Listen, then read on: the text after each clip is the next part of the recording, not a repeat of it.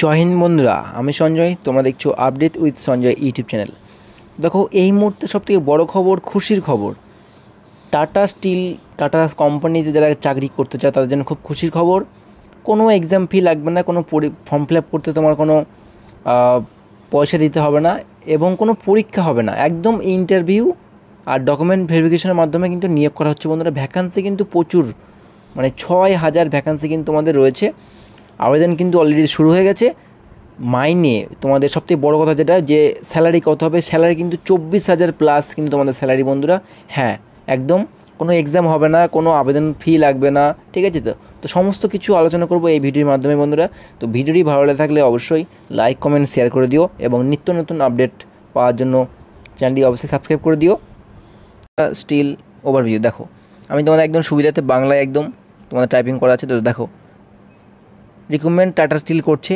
Post যেটা আগে বললাম তোমাদের 6,000 প্লাস কিন্তু পোস্ট তোমাদের রয়েছে বন্ধুরা। হ্যাঁ, এবার দেখো, যোগ্যতা কিন্তু একদমই কম, মানে তুমি 10+ এবং 12 এবং গ্র্যাজুয়েশন, তুমি যে কোনো একটি পাস করে থাকলে কিন্তু এখানে আবেদন করতে পারবে বন্ধুরা, ঠিক আছে?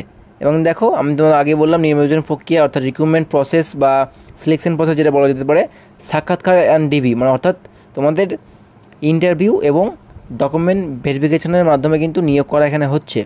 আর দেখো, তোমাদের অনলাইন আবেদনের তারিখ হচ্ছে 28শে জুন, অর্থাৎ শুরু হয়ে গেছে আজকে, কিন্তু 5-6 দিন হয়ে গেল কিন্তু আবেদন শুরু হয়ে গেছে।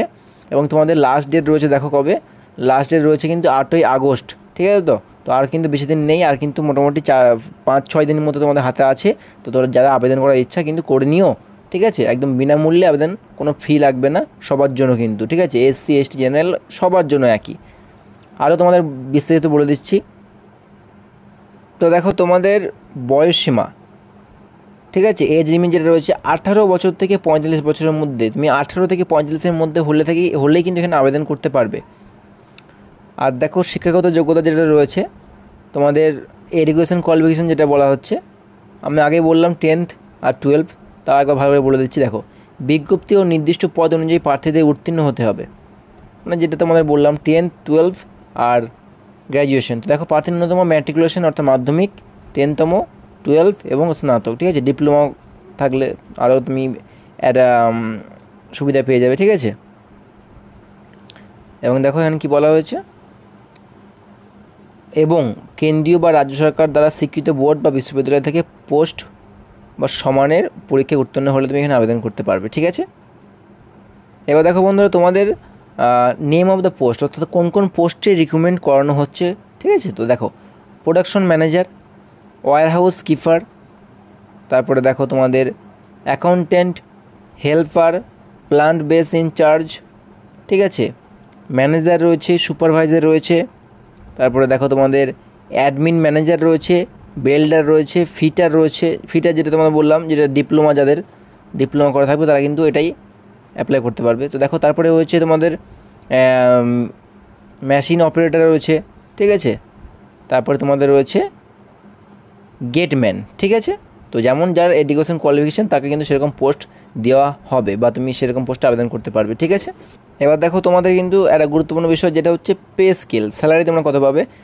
24,500 টাকা থেকে তোমরা 68,300 টাকা বেতন তোমরা পাবে পার মান্থ।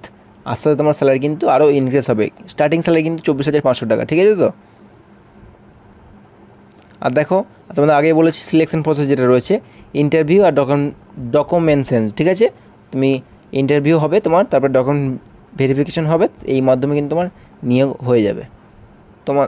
তো দেখো, তোমাদের অ্যাপ্লিকেশন ফি কত রয়েছে?